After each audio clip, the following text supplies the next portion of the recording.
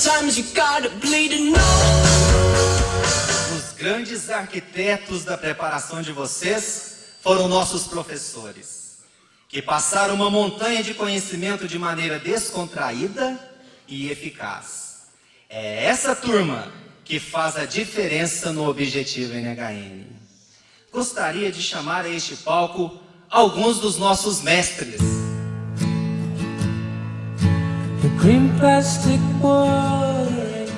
E com vocês, aquele que sabe muito sobre a Terra e sobre os fenômenos físicos, biológicos e humanos que nela ocorrem, suas causas e relações, nosso brilhante mestre, Sérgio Henrique, Geografia.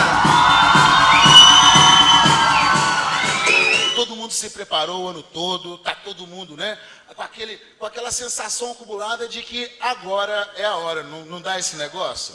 Então, já que agora é a hora, nós vamos manter o nosso foco no sucesso e vamos ficar espertos para algumas coisas que provavelmente vão estar na sua prova de ciências humanas. É uma prova bem extensa, 45 questões. Na parte de geografia, algumas coisas são temas obrigatórios. Por exemplo, espere uma questão de população.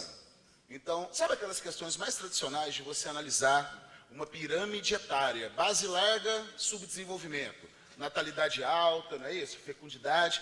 Agora, topo estreito é porque a natalidade é baixa, topo largo, expectativa de vida baixa, topo largo, expectativa de vida alta. Agora, pessoal, eu queria chamar a atenção especialmente para um tema que esse ano é super a cara da prova, é que o acidente ambiental que aconteceu em Mariana, que não é o maior acidente do Brasil, não, é um dos maiores acidentes que aconteceram na história dos acidentes ecológicos do mundo, né?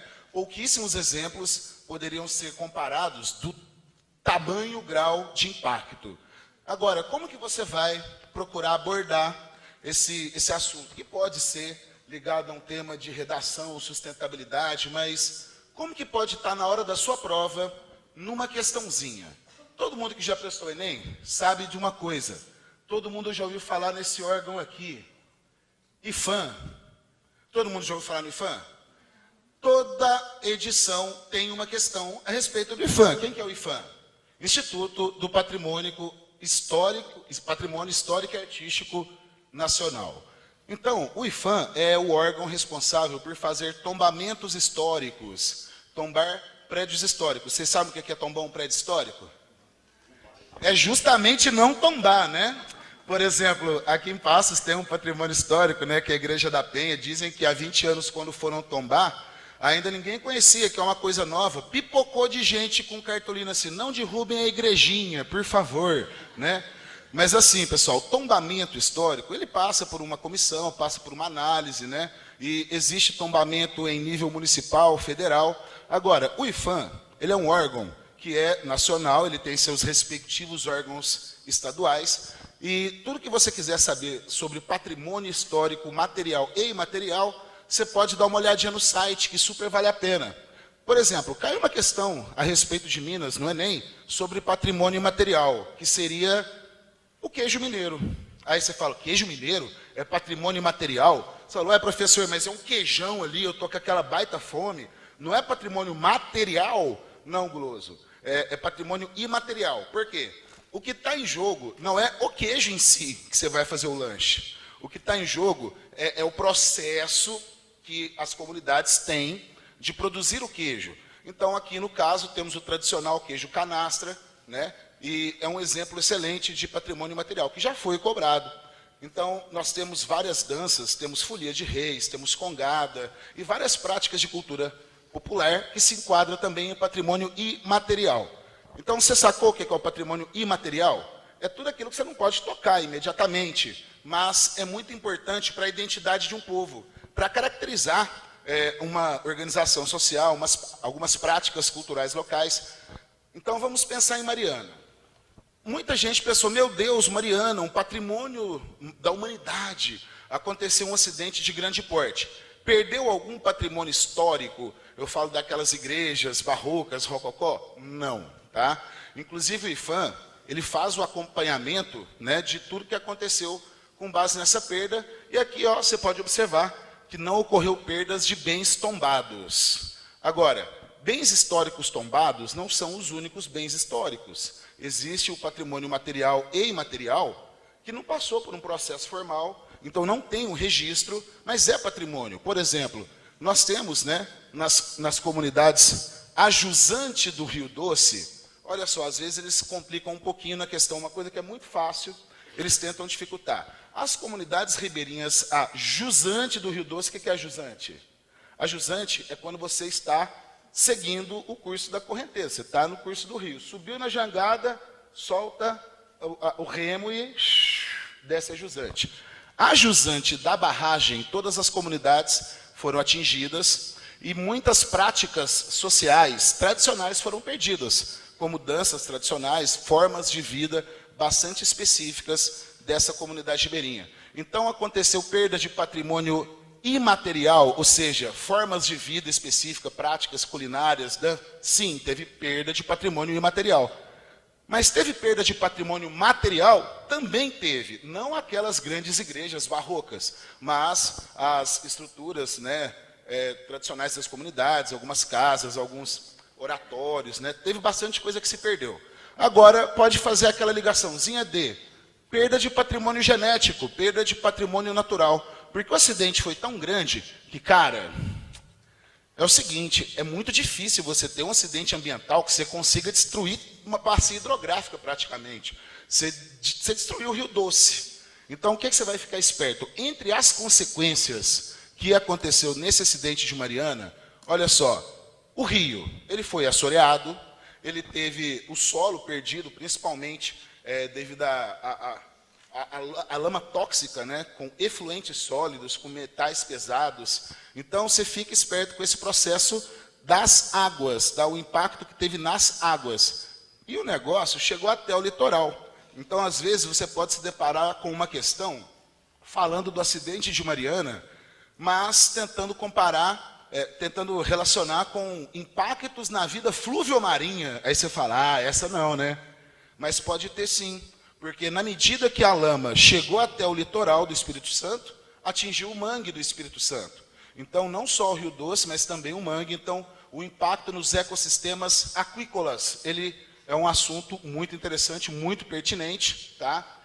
Agora, dá uma olhadinha nesse movimento. Vocês já ouviram falar no MAB? O tema movimentos sociais também é sempre presente.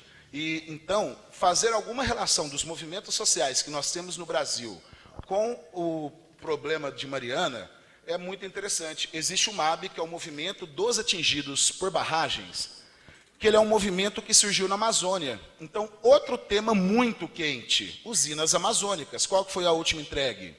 A usina de Belo Monte, né?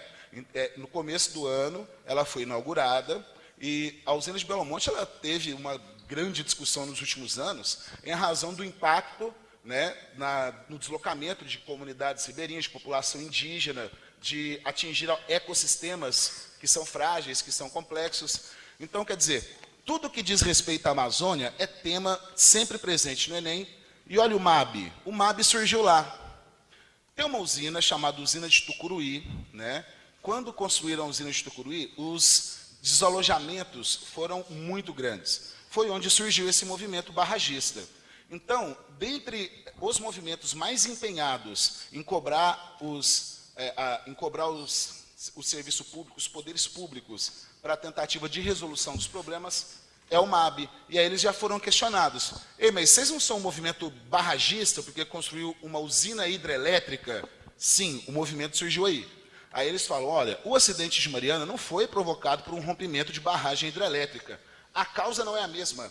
No entanto, os efeitos a serem combatidos são os mesmos, né? Deslocamento de pessoas, impacto no ecossistema das águas e por aí vai. Então você vai ficar esperto, né, com esses dois detalhes. Pode mudar a imagem, por favor? Vamos mudar o slide? Então, olha só. Então, outro tema quentíssimo, que você vai ficar esperto, fora essa questão, né, de Mariana, que envolve sustentabilidade, que envolve um monte de coisas diferentes. Olha só, assunto internacional aí, pesadíssimo. crise no Oriente Médio, né? Você tem uma crise de refugiados, e não só uma crise de refugiados. O Oriente Médio agora, ele está numa situação extremamente instável, né, Júnior? Porque sempre foi uma coisa muito complicada, cara. Guerra, fala aí, terrorismo. Então é um lugar de muita instabilidade política. Agora, o que está pegando lá faz 5 anos? Começou com a Primavera Árabe. O que foi a Primavera Árabe? Movimentos espontâneos, né, que os caras conseguiram driblar as ditaduras com o uso de tecnologia, fizeram movimentos espontâneos para tentar derrubar as ditaduras que você tinha estabelecido no norte da África, alguns países do Oriente Médio, e alguns deles rolaram uma guerra civil. Foi o caso da Líbia, mas foi uma guerra civil que durou menos de 6 meses, e, por fim, a guerra civil da Síria. Aí o bicho está pegando, e essa guerra civil da Síria não para de cair em todas as avaliações, porque ela também te dá uma margem muito grande para discussões, para vários temas. Primeiro, a crise de refugiados que nós temos. Então, dá uma olhadinha aqui no mapa, vamos identificar a região que está localizada. A Síria está no Oriente Médio, e eu queria que você observasse que ela é banhada pelo Mar Mediterrâneo. Está próximo da Turquia, você pode ver ali algumas cidades mais conhecidas. Lá no norte, tem uma pequenininha, um pontinho preto. Quer ver? Chega o cara do bullying, chega para cá. Isso, Alepo, né? Então, é uma cidade que está aí sempre nos noticiários, porque tem sido bombardeada tanto por forças russas quanto por forças norte-americanas. Então, quer dizer, é um conflito que ele já adquiriu dimensões muito grandes. E com o envolvimento de potências internacionais, por exemplo, semana passada, o presidente do Egito, ele deu uma declaração no mínimo preocupante, que se o quadro de instabilidade na região continuar assim, e as grandes potências, né, no caso os Estados Unidos, grande potência, e a Rússia, que está tentando voltar a ter aquela influência toda que ela tinha na época da Guerra Fria, se continuar no quadro como está, temos um panorama pré-guerra mundial. Aí você vai ficar esperto, porque com essa guerra, qual que é o primeiro tópico do Enem que vai se relacionar? Direitos humanos. Ó, cara, entra no site direitoshumanos.org. Todo ano tem uma questãozinha que eles pegam de lá. Surgiu após a Segunda Guerra Mundial, num contexto após o nazismo, né, na época do julgamento dos nazistas, Tribunal de Nuremberg, e entre os vários direitos humanos, por exemplo, o direito de viver, de existir, o direito de não ser torturado, existe também o direito de ter uma nacionalidade. Então, esses refugiados, né, que o refugiado é o cara que, por alguma força muito maior do que a própria vontade, ele é obrigado a sair do lugar. É o caso dos refugiados em razão da guerra civil. Nos últimos 2 anos já entraram mais de 2 milhões na Europa. A Alemanha foi o país que mais abrigou refugiados. Só que essa questão dos refugiados tem a ver até com o Brexit, que é aquele plebiscito que foi feito no Reino Unido, que a população do Reino Unido queria decidir se ficava ou não na União Europeia, e deu saída. E qual que foi um dos elementos que pesou para o inglês médio votar para poder sair da União Europeia? Se ele não fizer parte da União Europeia, ele não tem que participar das políticas de recepção de refugiados. Então, é muito grande o raio, né, de temas que você pode. Então, eu queria lembrar das Olimpíadas, que você teve aí os atletas refugiados, que é algo ímpar, né, na história das Olimpíadas, e entre esses atletas refugiados, você tem alguns atletas africanos da região do Sahel, onde tem mais hostilidades à vida humana, né, a região do Boko Haram, que teve ebola no ano passado, e atletas sírios também, tá? E olha só, quem que organizou tudo isso? O Alto Comissariado das Nações Unidas para Refugiados, tá? O Acnur. Então, pessoal, vamos ficar de olho nesses temas. E lembrar que a crise de refugiados está dentro do assunto migração, que o Enem adora. Quais são os principais pontos de entrada? Atualmente pela Turquia e pela Grécia, né? Tradicionalmente também pelo Estreito de Gibraltar e também pelas ilhas italianas, onde tem acontecido aquelas expedições de resgate, por aí vai. Pessoal, então, para a geografia, eu acho que nós vamos ficar com essas dicas aqui, e é que sabe assim, veio uma luz. Aí essa luz falou, Sergião, fala essas dicas que elas vão estar à prova. E eis aí, pessoal. Então, olha só, Valeu, vamos ficar por aqui a dica, né? E, gente, grande abraço, conto com o sucesso de todo mundo e vamos gabaritar esse negócio no final de semana, galera!